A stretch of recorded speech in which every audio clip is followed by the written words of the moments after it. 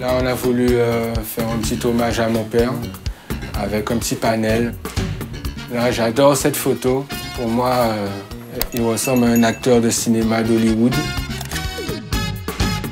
Mon père s'est toujours considéré en premier lieu guadeloupéen, d'origine libanaise et de nationalité française. Là, c'est avec son frère Philippe Depps, où il travaillait au studio Gosier à l'époque. Le studio n'était pas encore à Pointe-à-Pitre. Là, on voit les différents studios, l'évolution au fur et à mesure des années.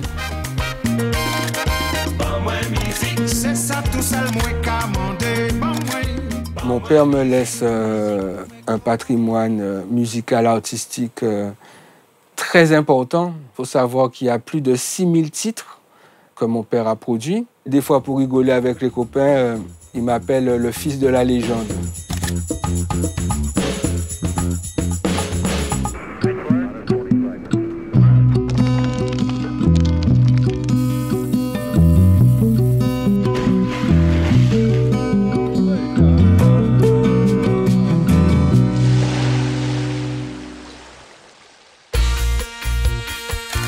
Henri Depps est une star dans toutes les Antilles et même au-delà. C'est l'un des plus grands producteurs de musique de toute la Caraïbe. Biguine, zouk, jazz, variété. Il enregistre plus de 6000 titres en 50 ans et écrit 250 chansons. Rien ne prédestinait Henri à cette carrière incroyable. Lui qui a quitté l'école à 13 ans, lui qui a été marchand ambulant. Cette histoire merveilleuse commence à Pointe-à-Pitre dans une église et se poursuit sous un escalier dans le magasin d'Henri Depps. Un micro, un magnétophone suffisent à la fin des années 50 pour enregistrer son premier disque, son premier succès, et c'est le début d'une carrière phénoménale.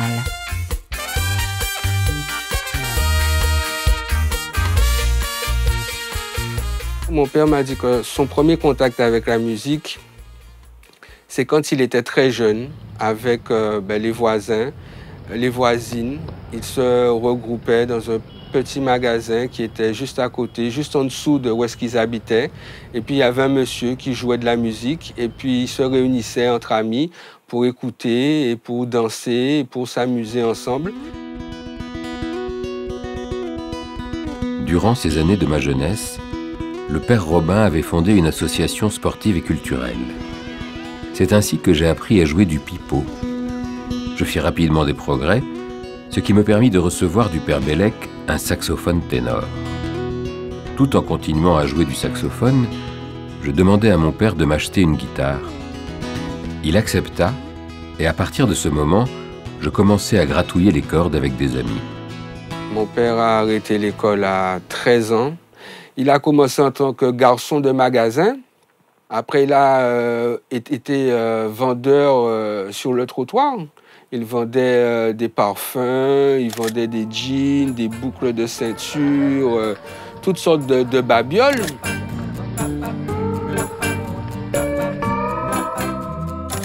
C'était l'époque où j'étais malade de vélo. Je suivais toutes les courses, debout dans une camionnette débâchée. Mes idoles étaient Fausto Coppi et Gino Bartali. En un mot, j'étais un parfait Italien.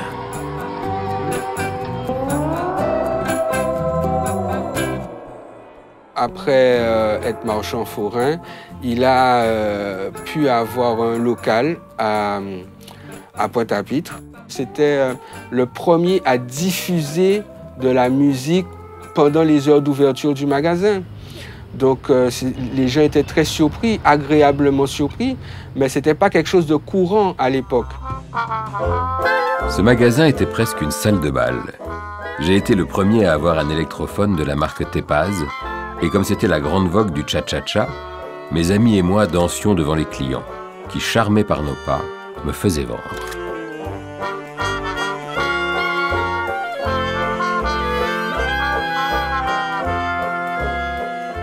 Ça a vite fait le tour et puis les gens du bouche à oreille savaient qu'ils pouvaient aller au magasin de mon père, écouter un peu de musique et s'ils étaient musiciens, discuter, échanger et même créer de la musique.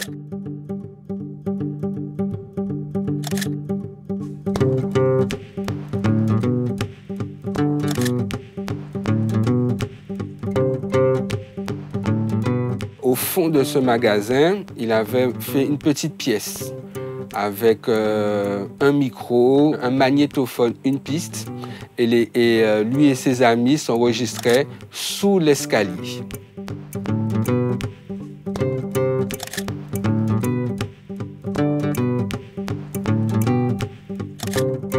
Il fallait que tous les musiciens jouent en même temps, que le chanteur aussi interprète la chanson en même temps. Dès que vous étiez musicien, c'était presque une obligation de passer dans sa petite structure pour écouter, rencontrer les musiciens, échanger. Et c'était quelque chose d'assez extraordinaire.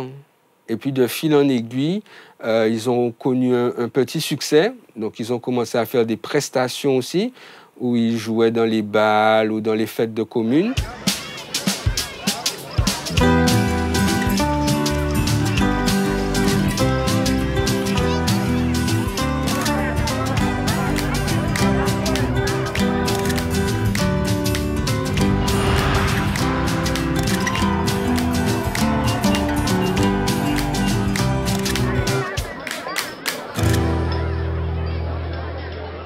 Après cette phase où il peut s'enregistrer, il a dû mettre en place la phase de pouvoir distribuer, fabriquer les vinyles et pouvoir les vendre pour le public qui était demandeur.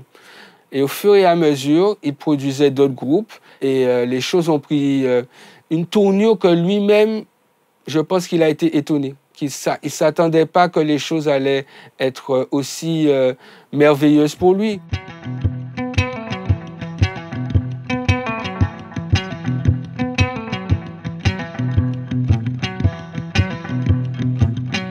Dans les années 60, Henri Debs et ses amis se produisent partout.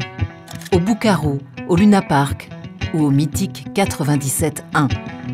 Il décide d'ailleurs de racheter ce club pour jouer à domicile.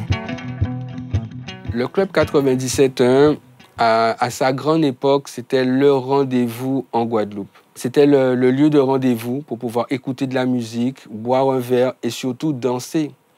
Pas plus tard qu'il y a une semaine, 10 jours, j'ai rencontré un ami de mon père. Il me disait, c'était quand même terrible cette époque du Club 97.1. Qu'est-ce qu'on s'amusait. Plus de 40 ans après, c'est toujours dans son souvenir.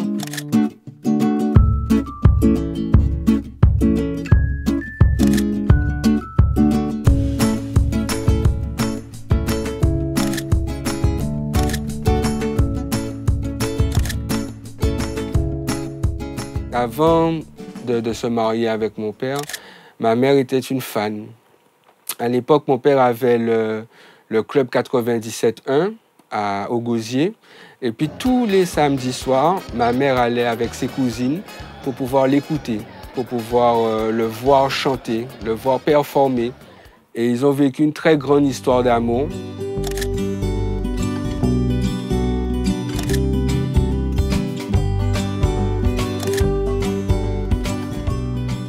Moi, petit bonhomme, je vois mon père qui passe à la télé, je vois mon père qui a des interviews, qui chante, qu'on voit le clip. Je suis en admiration.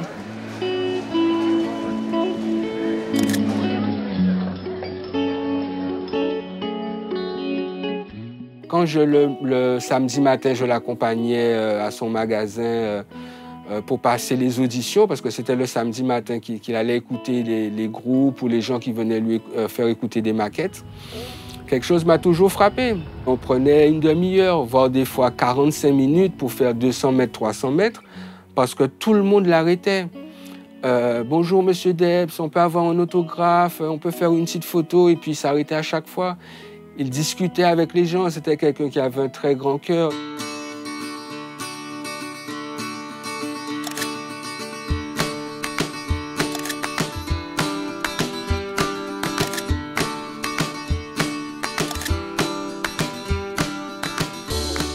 Le premier vrai studio d'enregistrement, on va dire, digne de ce nom que mon père a ouvert, c'était au Gosier, au-dessus de la boîte de nuit. Et il avait effectivement nommé le studio La Terreur. Donc il me disait qu'il avait choisi ce nom parce qu'il donnait une qualité tellement bonne à ses enregistrements que ça terrorisait la concurrence.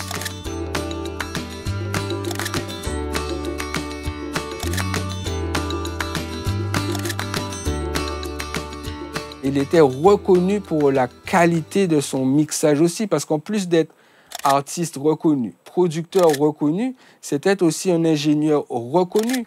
Les gens voulaient que ce soit lui qui mixe leur album. Donc il y avait vraiment cette empreinte, la qualité du son Henri Debs. Et on a voulu garder un petit peu le côté authentique avec les artistes qui sont passés ici depuis de très nombreuses années. Vous avez par exemple la photo originale de l'album de Robert Sarkis. Il y a M. Guy Alcindor, il y a le groupe Exile One, Casimir Létang et Vélo, Jeff Joseph de la Dominique, vous avez Lola Martin de la Martinique, David et Corinne, Gérard Lavigny. Il y a aussi cette très belle pochette de La Perfecta, un groupe de la Martinique aussi, qui est très connu et reconnu.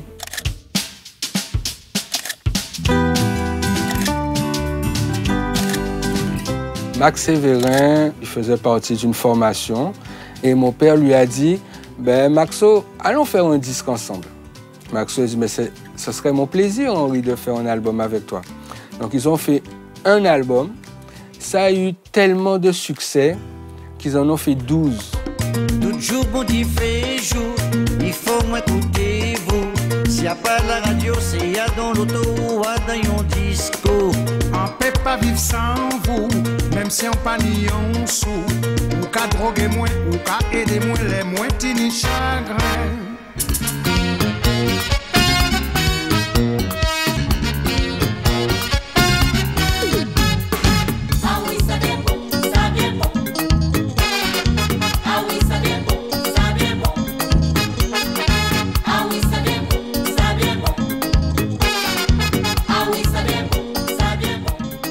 Et tellement que les gens les appréciaient, ils ne savaient pas qui était Henri, qui était Maxo. Énormément de monde appelait mon père Maxo et beaucoup de monde appelait Maxo Henri.